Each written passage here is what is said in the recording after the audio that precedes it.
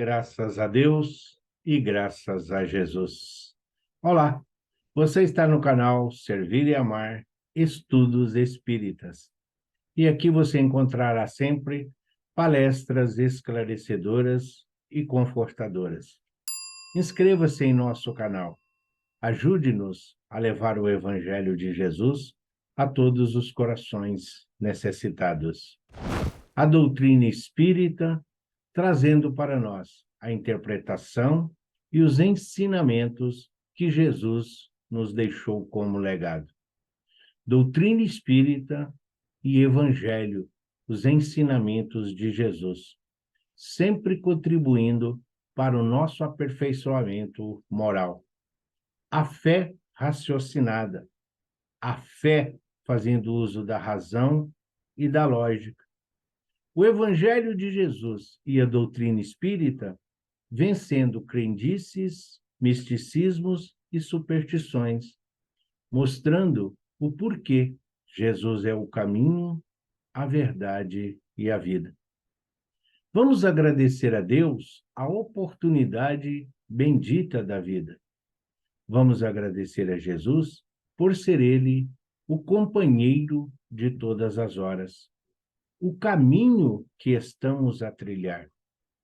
Que a sua verdade realmente nos torne livre quando dela conhecermos. Que seja tu, Mestre querido, o pão que nos alimenta e nos sustenta em nossa caminhada.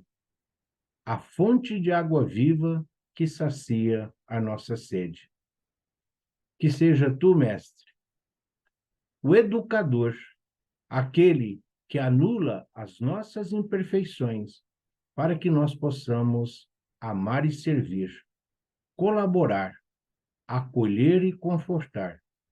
Onde estivermos e com quem estivermos, que possamos refletir o Cristo que já existe em cada um de nós.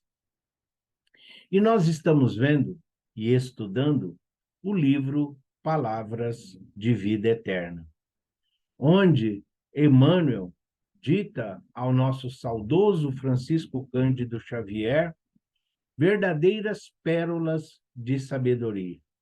Um ensinamento tão útil e, ao mesmo tempo, tão agradável. Através do livro Palavras de Vida Eterna, a interpretação de Emmanuel, retirando muitas vezes versículos das cartas de Paulo, o grande apóstolo dos gentios, Emmanuel então discorre, oferecendo a todos nós oportunidades raras de nós caminharmos com confiança e fé. Se hoje o pessimismo, as aflições, se hoje aí a desconfiança, a depressão e a ansiedade muitas vezes dominam e fazem parte do nosso cotidiano, caminhando muitas vezes ao nosso lado, é a oportunidade de refletirmos sobre a função, sobre o objetivo, sobre o que nós podemos fazer. As religiões, todas elas nos mostram o que Deus pode fazer por nós, mas o que nós podemos fazer pela oportunidade bendita de sermos filhos de Deus. E a nossa lição de hoje, do livro Palavras de Vida Eterna, é a de número 43, na mediunidade. E Emmanuel retira da segunda carta de Paulo aos Coríntios, o capítulo 4, o versículo 7, que diz assim: Temos, porém, este tesouro em vasos de barro, para que a excelência do poder seja de Deus e não de nós. Olha a grandiosidade de Paulo de Tarso. Temos, porém, este tesouro em vasos de barro, para que a excelência do poder seja de Deus e não de nós. Somos nós o vaso de barro e o tesouro, não é ele a mediunidade? É Deus nos dando a oportunidade bendita de nos aperfeiçoarmos, de continuarmos a seres úteis. O vaso de barro tem a sua utilidade, mas exige cuidado, exige prudência. Utilizando as faculdades mediúnicas de que foste dotado, não ouvides que funcionas à guisa de refletor, cujo material de estrutura nada tem de comum com a luz que retrata. Sim, quando nós olhamos a iluminação pública, é um poste de cimento, de ferro, é uma fiação de plástico junto a outros elementos, cobre, alumínio, entre outros. Sim, são condutores, são ali simplesmente instrumentos, mas, como ele está dizendo aqui, não são eles que refletem a luz, mas são úteis. Sem eles, a luz não se faz. Mas ali não está preocupado em ordem de importância. O poste oferece manutenção, a fiação ali leva a luz numa forma ainda desconhecida. Nós sabemos o que é uma corrente elétrica, nós sabemos o que é uma energia, mas não conhecemos todo o processo de como ali se realiza, como transformar aquela energia em luz. Então, o que ele está dizendo? A luz que está sendo refletida, o refletor que ali está, muitas vezes não condiz com o esplendor da claridade e da iluminação que se faz. Assim também devemos ser nós. Nós refletimos a luz do Cristo. Nós refletimos o Cristo que já existe em cada um de nós.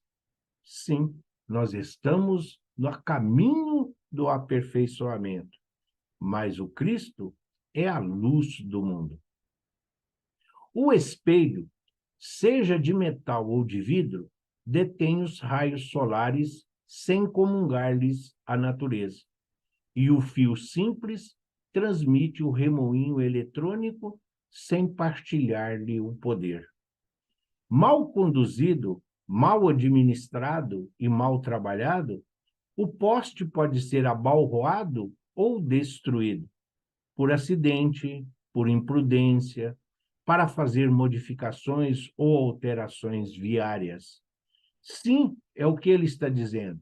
O fio, depois, muitas vezes, de muitos anos, de muito uso, sob as intempéries do sol, da chuva, do vento, entre outros, ele também se deteriora. E, às vezes, é preciso ser trocado. Mas, enquanto ali esteve, fez o que era a sua obrigação, o seu dever. Cumpriu o seu papel. Sim, deu a sustentação necessária. Era o que se esperava dele. Assim também devemos ser todos nós, na mediunidade. Nós somos imortais a partir da nossa criação. Somos eternos a partir de que somos filhos de Deus. O espírito não morre. Então, somos eternos. Imortal porque fomos criados. Nós tivemos um início.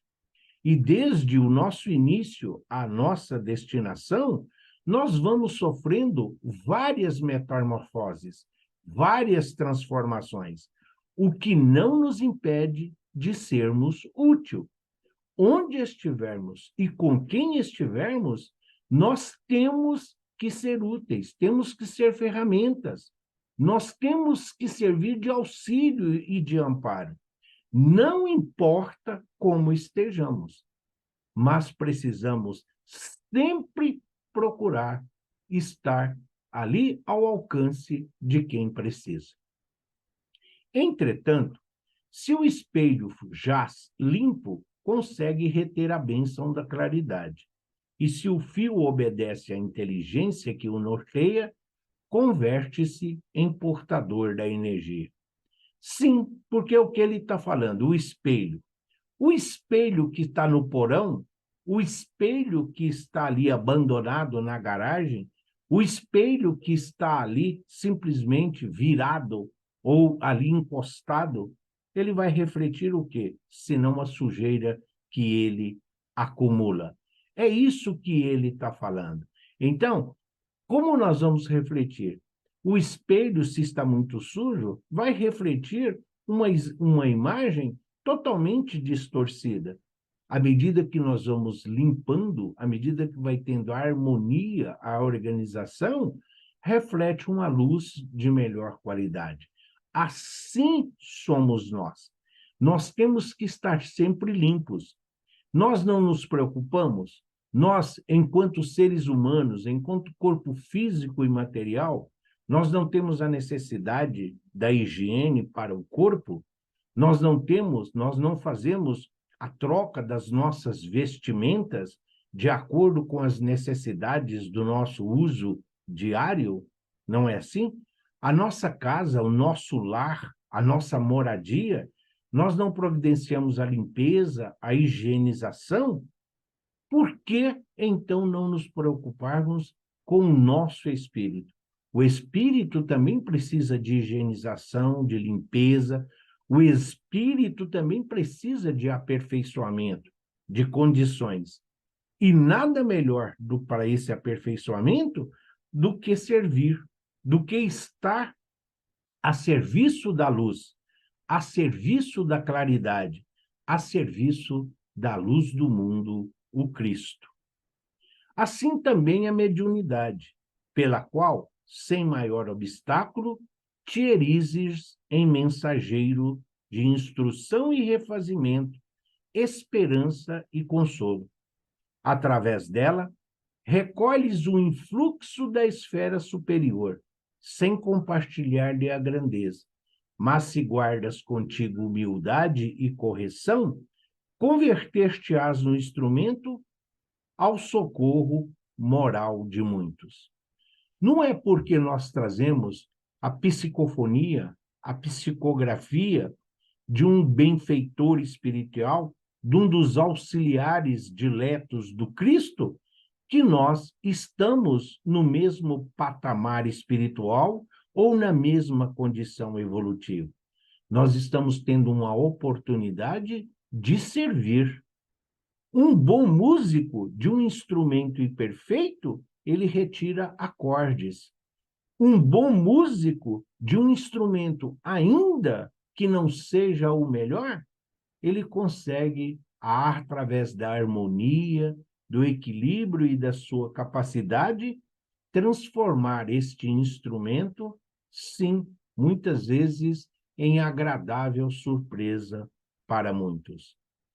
Da mesma forma, não é porque estamos socorrendo irmãos e companheiros necessitados, doentes, enfermos, com dores, em sofrimento, que nós temos que absorver para nós esses sentimentos ou as suas emoções.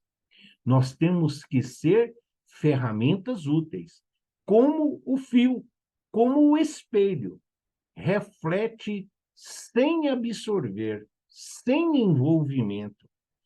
A mediunidade é uma oportunidade bendita que todos nós temos de avançarmos moralmente, trabalharmos as nossas imperfeições, vencer o ciúme, a inveja, a cupidez, afastarmos a cada dia do materialismo e do imediatismo que hoje impera na sociedade a qual nós estamos vivendo. Ele diz aqui, a esfera superior é através da mediunidade que nós recebemos a intuição, a inspiração, é através da mediunidade dos auxiliares do Cristo que nós caminhamos com confiança e fé. Quando Kardec pergunta aos benfeitores se os espíritos influem em nossa vida, a resposta é clara, muito mais do que imaginais. E que tipo de influência nós estamos tendo?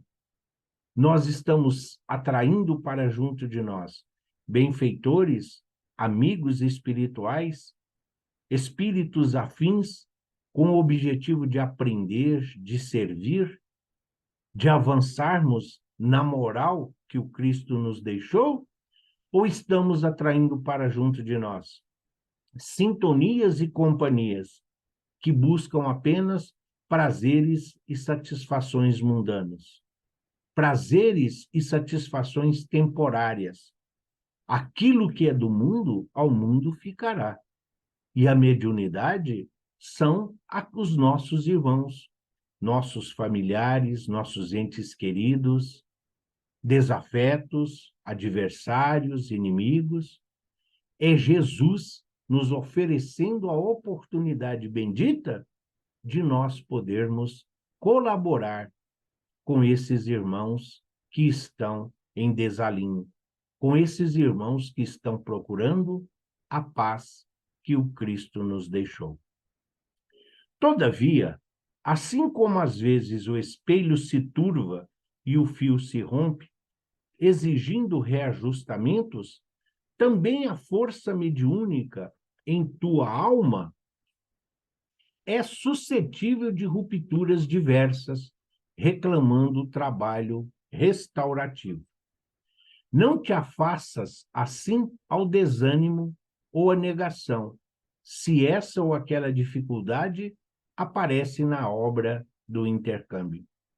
O erro, no clima da sinceridade, é sempre lição. Afervora-te no trabalho do bem e recolhe-te a humildade do aprendiz atencioso e vigilante, gastando severidade contigo e benevolência para com os outros. Porque qualquer dom da luz divina, na obscuridade do ser humano, qual se expressa na conceituação apostólica, é um tesouro em vaso de barro, para que a excelência do poder seja de Deus e não de nós. Fecha Emmanuel essa lição trazendo-nos a nossa condição. Nós somos o vaso de barro. Porém, a inteligência suprema, causa primária de todas as coisas, conhecido por todos nós como Deus, o Criador, o Todo-Poderoso, ele age. Ele simplesmente sabe de todas as nossas necessidades. Nós, por nós mesmos e de nós mesmos, nada podemos. Porém, com a misericórdia divina e o amor incondicional de Jesus, nossas pequenas virtudes são potencializadas para o trabalho edificante na construção do nosso edifício espiritual. Muitas vezes, a mediunidade leva à vaidade, elogios e qualidades que nós ainda não temos. Muitas vezes, detratações também.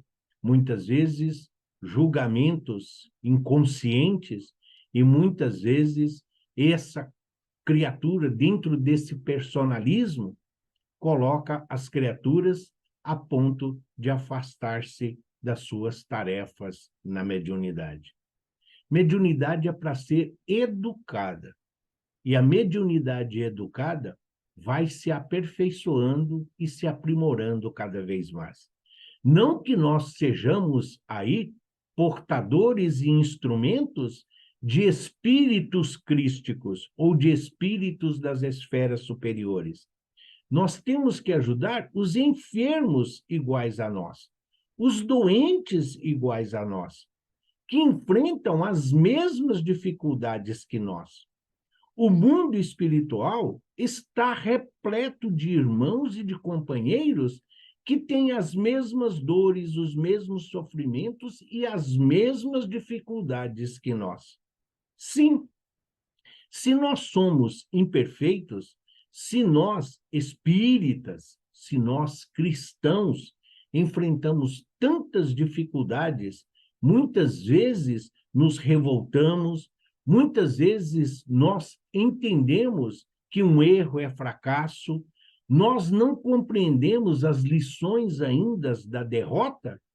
Por que os nossos irmãos que já se encontram na erraticidade poderiam ou deveriam estar eles todos aí, já no perfeito uso da razão ou da lógica? A cada passo, é um passo por dia. Nós somos, sim, e estamos a caminho da luz. Nós somos luz. Mas que luz? O vagalume é luz. A vela na escuridão é luz. A lâmpada elétrica é luz. E o sol também não é luz? As nuvens, quando o dia está nublado, o sol, por acaso, deixa de mostrar a sua força e a sua pujança? Claro que não. A mesma forma somos nós. Esses obstáculos, barreiras, dificuldades, é para que nós possamos perseverar no nosso objetivo de sermos dignos e merecedores de sermos as ovelhas desse redil, as ovelhas que seguem a orientação do seu pastor querido. Na mediunidade, é muito difícil para nós falarmos de mediunidade para irmãos que não conhecem os postulados e os preceitos, os conceitos da doutrina espírita. As criaturas ainda têm muito preconceito, muita discriminação para com a doutrina espírita.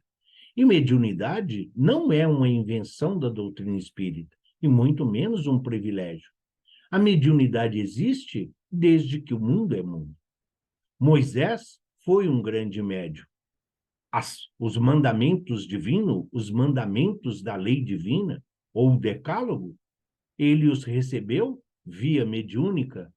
Sim, não é assim? Elias, o grande profeta, quantas vezes foi orientado no deserto mediunicamente?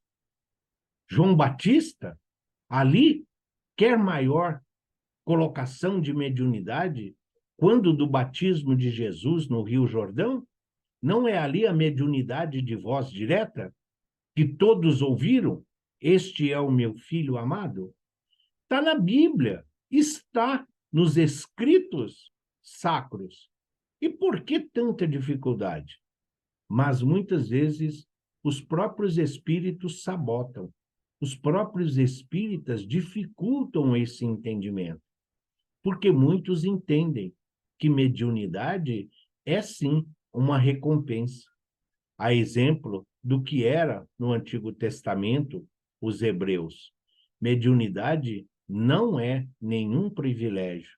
Mediunidade não faz ninguém melhor. Os médios também são falíveis. Por isso, nós devemos sempre tomarmos da precaução e da prudência em relação à mediunidade.